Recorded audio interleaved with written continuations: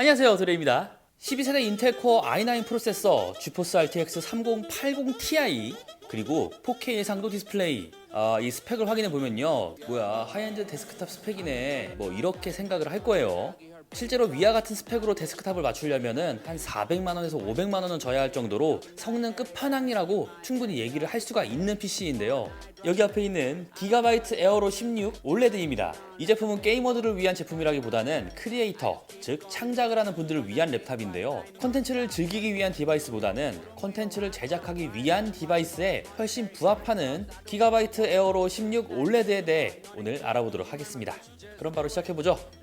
Let's get it!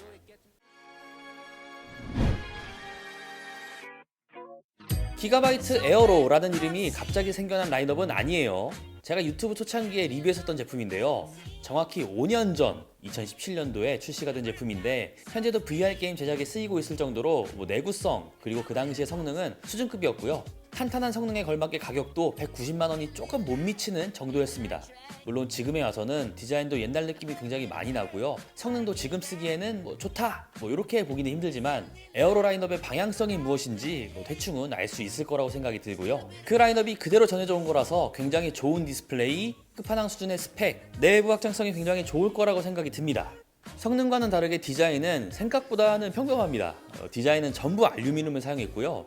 특별히 라인이 들어갔다거나 패턴을 넣었다거나 그런 부분은 없습니다. 깔끔해요. 상판에 LED 로고가 조금 눈에 띄는 정도죠. 그 외에는 400만원이 넘는 랩탑이 맞나 싶을 정도로 상당히 심플, 단정, 깔끔합니다. 디자인이야 워낙 괴치니까 제가 따로 할 말은 없는데 일단 마감도 상당히 좋고요. 알루미늄으로 도배를 해놓아서 고급스러운 느낌이 들죠. 그리고 플라스틱보다 튼튼하겠죠. 디자인은 불특정 다수가 봤을 때 거슬리는 부분이 없게끔 단정하게 잘 다듬었다. 이렇게 마무리를 해보겠습니다. 하지만 제가 가장 마음에 안 드는 부분이 있었는데요. 바로 포트입니다. 타입C 외에 다른 입출력 장치를 활용을 못해요. 그래서 진짜 벅 쪘는데 다행히도 에어로 전용 허브를 제공해준다고 해요. 여기 보면은 타입C를 하나 활용해서 다양한 주변 기기를 활용할 수 있게 해놨죠. 물론 타입 A를 하나 더 활용할 수 없다는 문제가 있는데 그래도 이 정도면은 상당히 신경을 써준 거라고 생각을 합니다. 에어로 16의 장점 중 하나가 바로 디스플레이인데요. 제가 정말 좋으면은 미쳐 날뛴다고 표현을 하는데 네, 맞아요. 디스플레이가 미쳐 날뛰고 있습니다. 16:10 비율의 4K 해상도의 OLED 패널을 사용했거든요.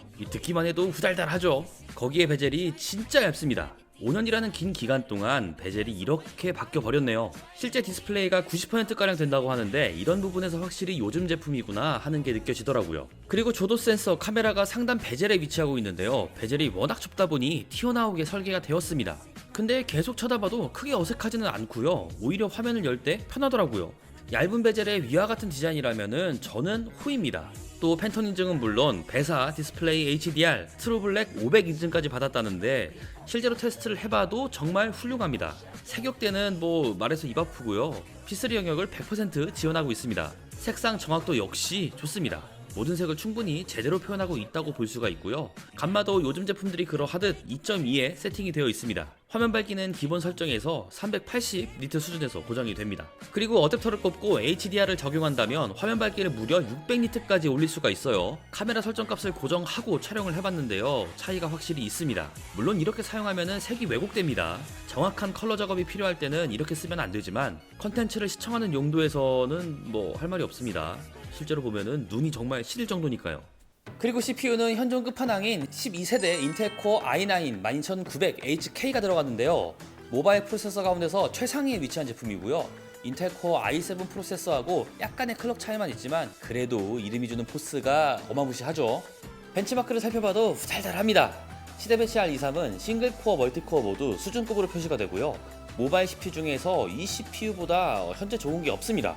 더 좋은 거를 쓰려면은 데스크탑 CPU로 가야 하죠. 3D 마크를 통해서 조금 더 자세하게 확인을 할 수 있는데요. 역시 성능은 매우 좋습니다. 하지만 RTX 3080 Ti의 TGP가 105W라서 성능을 최대한 끌어올린 그래픽 성능은 아닙니다. 또 터보 모드와 노멀의 성능 차이도 보이죠. 온도에 따라서 팬 RPM을 맞춰주는 것보다 처음부터 팬 RPM을 최대로 높여주는 게 당연히 높은 성능을 내는데 유리합니다. 대신에 팬 소음 커지는 것을 감수해야 된다. 요거는 현존하는 노트북들의 숙명이라고 볼 수가 있겠죠. 그리고 2022년 1분기를 기준으로 고성능 작업, 영상 편집이나 전문적인 그래픽 작업 이런 걸 뜻하겠죠. 아무튼 이런 분들이 견적에 대해 문의를 하면은 저는 이제 성능을 타협하지 말라고 얘기를 하거든요. 시간이 돈이기 때문에 비용을 조금 아끼겠다고 하면은 저는 최대한 그러지 말라고 얘기를 하는 편입니다. 그리고 다들 그렇게 해서 만족하고 있어요. 그래픽 작업의 경우를 예로 들자면은 색상을 정확하게 표현하는 능력이 매우 좋다 보니 이 노트북 화면 크기에 대해서만 적응이 된다고 하면 장소에 구애받지 않고 쓸 수 있다는 게 굉장히 장점이라고 생각이 들고요. 확실히 어도비 프로그램을 사용을 하면 성능 체감이 확실해지는데요. 일러스트레이터는 GPU 모드, CPU 모드 이렇게 두 가지 중에서 선택을 할 수 있습니다. 간단한 그래픽 작업하면요 사실 CPU 모드로 두어도 크게 문제가 없어요. 하지만 4K 해상도 모니터를 쓰고 있는 데다가 오브젝트가 점점 많아지면은 이제 핸들링 하는 것도 딜레이가 생기거든요. 그럴 때 GPU 모드로 둔다면은 훨씬 부드럽게 작업을 할 수가 있습니다. 물론 이거는 사용자가 어떤 작업을 하는지에 따라서 조금 달라지기 때문에 본인이 하는 작업을 직접 해봐야 된다. 요게 가장 중요하고요. 그리고 일을 하다가 쉬고 싶을 때 게임 해야 되니까 4K 환경에서 게임 잘 돌아가는지 확인을 해보도록 할게요. 해상도는 지금 이 노트북의 네이티브 해상도죠. 3840x 2400에서 진행을 했고요. 옵션은 게임마다 달라서 제가 따로 얘기를 해보도록 하겠습니다. 우선 레인보우 6 시즌은 4K의 풀옵션이에요. 평균 118프레임, 최소 105프레임 이 정도 나오거든요.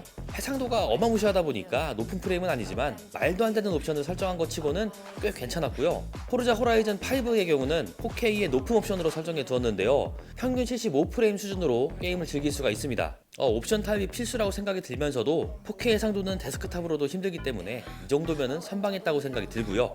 배그 해봐야겠죠. 이 페이지 시작하면서 촬영을 해봤고요. 4K 풀옵션은 확실히 버겁습니다. 상황에 따라서 다르기는 한데 한 40에서 60프레임 사이가 측정되거든요.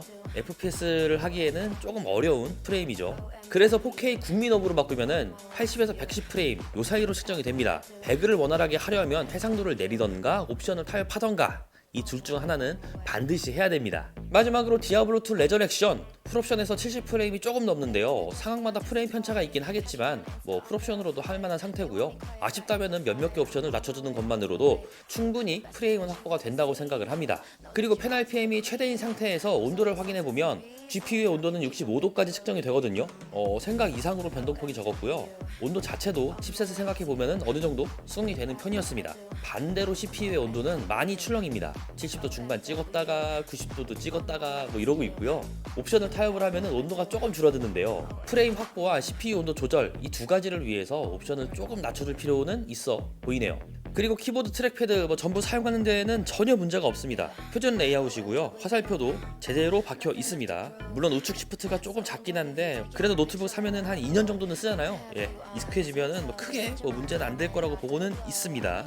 트랙패드의 경우도요. 부들부들하게 잘 눌리고요. 특별하게 무언가가 문제가 있다, 무언가가 좀 아쉽다 이런 거는 없었습니다. 제 기준에서 트랙패드, 키보드 같은 경우는 많은 분들이 써도 크게 문제는 없을 거라고 보여지고요. 그래도 조금 하나 아쉬운 부분이 있다고 하면 이제 우측에 있는 숫자 키패드가 달릴 법도 한 사이즈기는 하지만 요게 없기 때문에 숫자를 자주 입력해야 되는 분들에게는 조금 아쉬울 수는 있겠다 정리를 할 수가 있겠습니다. 그리고 스피커의 경우도 괜찮았어요. 마음에 들었습니다.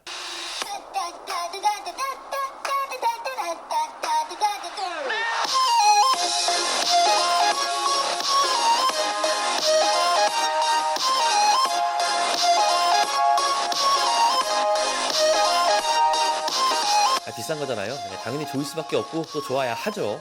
노트북 스피커의 퍼포먼스가 굉장히 훌륭하다 이런 얘기까지 하려는 건 아니지만 그래도 소리에 찢김도 없고요. 고급형, 중급형 이런 노트북들보다는 확실히 나은 소리를 들려줍니다. 노트북 스피커에서 좋은 소리 바라는 것도 어떻게 보면 조금 욕심이기도 하고요. 이 노트북 당연히 어댑터 활용이 많긴 하겠죠. 그래도 배터리 효율이 엉망이면은 조금 애매해지잖아요. 일단 충전 시간은 매우 마음에 들었고요. 1시간 50분 수준이면은 99W씩 배터리가 완충이 되기 때문에 근래 들어서 꽤나 괜찮은 충전 속도라고 생각이 들고요. 배터리 소모는 저전력 프로세서는 아니다 보니 이게 10시간, 12시간 이렇게 가는 제품은 절대 아닙니다. 제가 늘 세팅하는 환경에서 풀 HD 콘텐츠를 시청을 하면 대략 5시간 정도 시청이 가능하거든요. 화면 밝기와 타협을 하면 6시간도 갈 수 있을 거라고 보고요.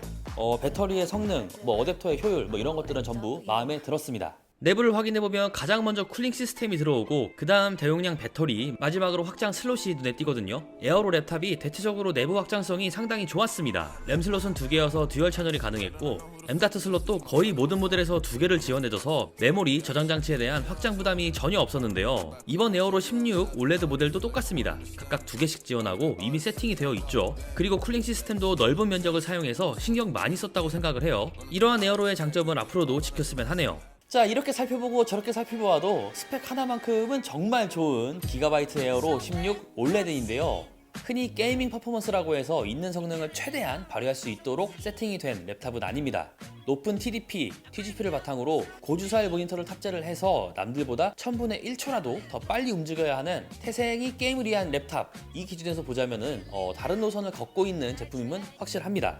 더 저렴하면서도 비슷비슷하게 성능 낼 수 있는 랩탑은 많이 있으니까요. 하지만 제가 초반에 얘기했듯이 컨텐츠를 제작하는 입장에서는 조금 다르게 봐야 하거든요. 디폴트로 RTX 스튜디오 드라이버를 설치하도록 유도하기 때문에 업무의 안정성, 품질을 우선하는 제품이라고 할 수가 있고요. CPU는 랩탑에서 선택할 수 있는 현존 최고라고 봐도 무방합니다. 12세대 인텔 코어 i9 프로세서보다 더 좋은 모바일 프로세서는 현재까지는 없습니다. 그리고 32GB DDR5 램, NVMe 방식의 2TB 저장 장치, 배터리는 무려 99W시. 굳이 스펙을 추가하지 않아도 바로 활용이 가능하고요. 고사양 데스크탑은 당연히 들고 다닐 수가 없기 때문에 데스크탑과 비슷한 성능을 여기저기서 써야 하는 분들이라면은 아마 구매 리스트에 들어갔을 거라고 생각을 해요.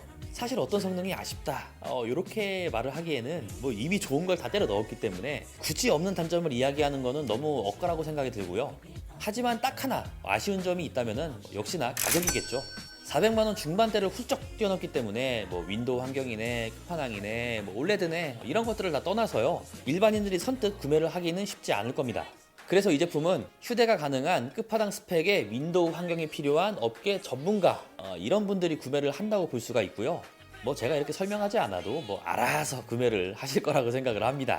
전문가들은 시간이 돈이니까요.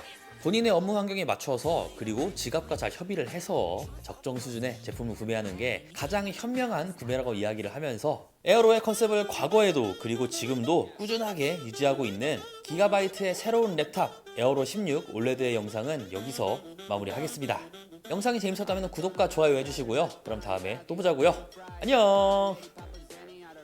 저도요, 이 정도 수준의 노트북 리뷰를 하면요, 스크래치를 낼까봐 제가 후달달합니다. 예, 이거 노트북이잖아요. 아반떼 MD 중고차 값이에요.